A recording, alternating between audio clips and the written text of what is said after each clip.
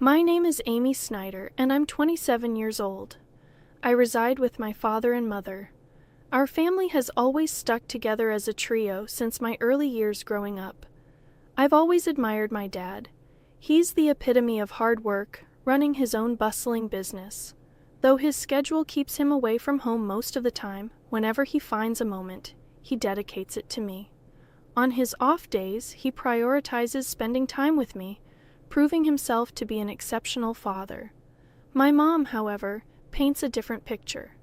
As far back as I can recall, she has never been employed.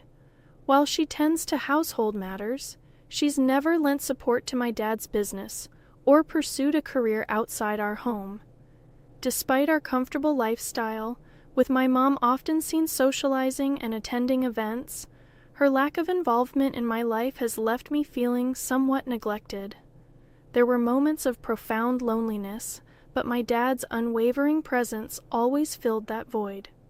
He understood the indifference my mom held towards me and made it his mission to ensure I never felt neglected or alone.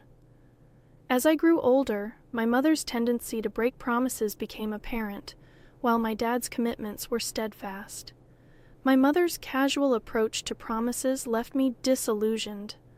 I learned not to hold her pledges in high regard. Conversely, my dad's reliability and trustworthiness garnered my admiration. I even entertained thoughts of joining his company after graduating from university. Being the only child, I saw it as a way to honor my father's legacy and continue his work. Upon reaching my 20s, my father began imparting invaluable wisdom during our outings for drinks. Meanwhile, my mother's involvement in my life remained superficial. The only time she interjected was during my sophomore year of college when I expressed my desire to join my father's company. "Dad, I want to work at your company after graduation. I'm already preparing for it. I want to follow in your footsteps someday," I announced eagerly. "Amy, are you sure about that? A girl doesn't need to pursue such endeavors," my mother intervened, her words dripping with traditional expectations. "Why not? I want to work hard like Dad," I insisted. "A woman should find a good man and let her husband provide for her," she countered, echoing typical sentiments. Disheartened by her lack of understanding, I chose not to engage further. I refused to live a life tethered to someone else's ambitions, mirroring my mother's existence. I had always aspired to become an independent woman, determined to navigate through my college years on my own terms. After that pivotal moment, I dedicated myself to diligent study, paving the path to join my father's company immediately after graduation. Though my mother remained unconvinced, it seemed she eventually resigned herself to my decision. "If you choose to live this way, so be it. But remember, you'll bear the consequences of not heeding your mother's advice," she remarked resignedly. "If you're willing to accept that, then do as you please." So I followed her directive by stepping into my father's company, inadvertently widening the chasm between my mother and me. Conversely, my bond with my father deepened as we spent more time together. Reflecting on it now, I realized my mother wasn't pleased with the turn of events. Upon joining my father's company, he invested considerable effort in my training, which, unbeknownst to me, was driven by his declining health. It took him nearly half a year to acquaint me with the intricacies of the job before he collapsed at our workplace, swiftly whisked away to the hospital. Over the next 5 years, he valiantly battled his illness. "Amy, how's the company faring without your dad?" my mother inquired, her concern veiled by skepticism. "It's challenging, but everyone's rallying behind me. Dad entrusted me with everything I need," I replied confidently. "Well, as long as that's the case, just ensure you don't leave the company to ruin as the second generation," she cautioned, her words tinged with apprehension. "You lack any genuine interest or affection for the company. You're merely preoccupied with others' perceptions," I retorted, disheartened by her lack of faith. During my father's illness, our disagreements were frequent. Despite his weakening state, he made sporadic visits to the company, emphasizing its significance. These employees and this company are invaluable treasures to me, but I must relinquish my hold on them," he confessed, his voice laced with emotion. "Amy, I've witnessed your dedication over the years. I trust you to safeguard this place and everyone here. I don't know if I can emulate you, Dad, but I'll strive to uphold your legacy," I pledged solemnly. From that day forth, the mantle of leadership was bestowed upon me. With my father mostly confined to the hospital, my days were consumed with the company's affairs, leaving little time for homecomings. I prioritized visiting him regularly, carving out time amidst my busy schedule. My mother, on the other hand, fulfilled only the basic duties, such as delivering changes of clothes to him. Even that seemed to inconvenience her. I couldn't help but wonder about her feelings towards my father. Did she lack any sense of gratitude or compassion for his illness? The thought left me feeling sorry for him, recalling the sacrifices he made for me during my childhood, a time when my mother's affection remained elusive. Despite my exhaustion, I made a concerted effort to visit him as often as possible, a routine that persisted for about a year until he peacefully passed away in his sleep. Amidst the whirlwind of tasks that followed, I barely had a moment to grieve. My mother, oblivious to my emotional turmoil, expected me to handle everything from funeral arrangements to hospital paperwork. Realistically, I knew I couldn't rely on my mother, who had never ventured beyond the confines of our home, so I silently assumed responsibility for the myriad tasks. The day after the funeral, my mother broached the subject. "Amy, now that the funeral is over, you've settled down, haven't you?" she inquired. With a heavy heart, I accepted the reality of the situation. "Please leave this house. I've just inherited 200 million yen, so I have no use for you anymore." "Thank you," she declared, as though it were a mere formality. Her words stung, but I had anticipated them.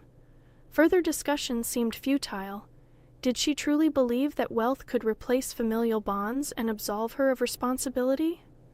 With a multitude of questions swirling in my mind, I made the decision to depart the next day.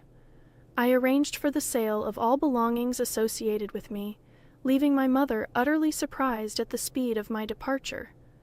I had meticulously planned my departure, but I harbored a secret from my mother.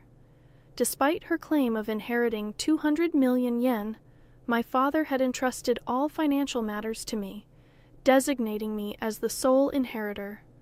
Not a single yen remained for my mother, a decision my father adamantly made while he was still in good health. "Your mother lacks the understanding of money management or prudent spending. I want you to provide her with monthly household expenses," he instructed me. "If she receives a lump sum, she's likely to squander it immediately. If she protests, refuse to give her a penny." Though my father's last words were spoken in jest, he handed me an SD card containing a video message addressed to my mother. While I never envisioned showing it to her, recent events suggested its necessity might arise sooner than later. After my departure, I anticipated my mother would reach out to me, but her summons came sooner than expected. "Come home immediately," she demanded over the phone. "I'm working, Mom." "What's the matter?" I replied, feeling a pang of annoyance. "I just need to talk to you. Please come quickly," she insisted. With a sigh, I reluctantly headed back to our family home, clutching the SD card in my hand. As soon as my mother laid eyes on me, she launched into accusations. "You absconded with all of your father's inheritance, didn't you? I knew something was amiss when you left so abruptly. Hand over your father's inheritance to me now," she demanded, her greed palpable. "How selfish can you be? You can't even fulfill your duties as a mother," I retorted, my frustration simmering in response.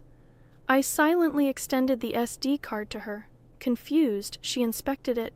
"What's this?" she queried. "I suppose you don't even know how to watch this," I remarked, masking my disappointment. I retrieved my laptop, inserted the SD card, and played the video on the screen. My father appeared as vibrant as I remembered him. I couldn't help but wonder how my mother would react to this video letter. Silently, I exited the room, leaving her to watch it alone. I had never witnessed my mother defy my father before, but now, in the wake of his passing, would his words resonate with her? Upon returning to the room, I found my mother in tears, her emotions laid bare. I was taken aback. My mother shedding tears over a video of my late father? I was intrigued by the contents of the video letter he had left for her, but hesitated to watch it myself. Consequently, I remained clueless about the cause of her tears. "Mom, are you okay?" I inquired, concerned, lacing my voice. "Yes, I'll be fine for now. I understand. I'll adhere to your father's wishes and entrust everything to you from now on. Please go home for today. Call me once you've had time to gather yourself," she replied, her tone subdued. Sensing her desire for privacy, I left promptly, pondering over how my father had managed to silence my mother. Questions swirled in my mind as I made my way home. Nearly a month passed without any communication from my mother, prompting concern to gnaw at me. During my lunch break, I decided to pay a visit to my parents' house, hoping to check on her. However, she wasn't home. That evening, I returned once more, relieved to find the lights on. "Sorry for dropping in unexpectedly.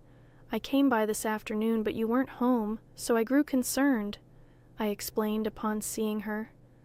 "I'm sorry. I was out for my part-time job during the day," my mother explained.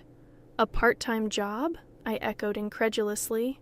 My understanding of my mother painted her as someone vehemently opposed to work. How had it come to this? "Didn't you watch that video?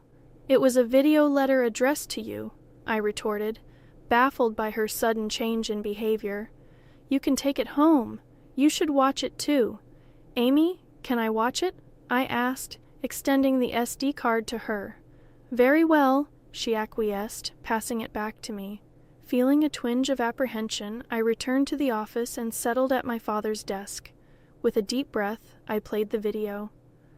"Honey, if you're watching this, it means you've not been able to communicate with Amy. First of all, thank you so much for helping me raise Amy until now. Without you, I don't think I could have managed the company while bringing up Amy." My father's voice resonated through the room as his words continued. A sense of unease crept over me. Then he uttered something unexpected, something that shook me to my core. "You've taken care of Amy even though she is not your child, and I have nothing but gratitude for you. You've stood by my side for so many years. Certainly, here is the text formatted with punctuation and split into shorter paragraphs. But as a result, you've given up on your dreams and have reached your age without earning your own living. For that, I take responsibility because I have allowed you to live a life of luxury. I'm sure you'll be in trouble when I'm gone." "I'm not my mother's child," I blurted out, the realization hitting me like a ton of bricks. But then it clicked. Despite the lack of overt affection, she had cared for me every day, doing the bare minimum for a child who wasn't her own. Who was this person? "I didn't register a marriage because you told me you felt bad for your sister, so I ended up supporting your living and didn't do anything else. I'm sorry, but once I'm gone, I worry about the rest of your life. There's no one to support you and act, taking your life away." I sat in disbelief as my father spoke, his words flowing with unexpected clarity. It was all news to me, his concerns, his regrets, his hopes for our future. Throughout the night, I grappled with the weight of his revelations, before confronting my mother the following day. "Mom, I watched the video from Dad yesterday. You know it all now," I began. My voice changed with a mixture of confusion and realization. "I raised you because I was asked to. That's all," she confessed, her tone heavy with the weight of untold truths. "What happened to my biological mother?" I pressed, seeking clarity amidst the swirling chaos of newfound information. "You were the child of my sister and your father," she explained somberly. My sister died right after giving birth to you, and I promised your distressed father that I would help raise Amy. I would become your mother." With her revelation, everything fell into place, even the parts I had previously only imagined. I learned of my mother's sacrifice, how she had set aside her own dreams to fulfill her promise to my father. Inspired by my father's words and prompted by the memory of her deferred dream, my mother made a decision. She resolved to reclaim that dream, embarking on a journey to pursue it once more. Currently, she is undergoing training as a part-timer, determined to turn her dream of owning a diner into reality. I should have done this earlier. Working is fun and suits me. I had no idea, so it's my fault you didn't work. I'm really sorry for not knowing anything, my mother admitted, her tone filled with regret. It's not your fault, Mom. I made the decision myself, but I'm not good with children, so I couldn't handle you well. I'm the one who caused you trouble, she continued, taking responsibility for her actions. As we conversed, I realized it was the first time we had such an open dialogue. At this stage in my life, I finally felt like I had come to understand my mother a bit better. Our conversations became more frequent, leading us to a decision to use the money left by my father to fund the opening of her shop. Once she started working, my mother became somewhat more humble. She hesitated when the topic of funds for the shop came up, a behavior that would have been unimaginable not too long ago. While maintaining my regular job, I also assisted with the opening of her diner, bringing me into frequent contact with my mother, fostering a newfound relationship between us.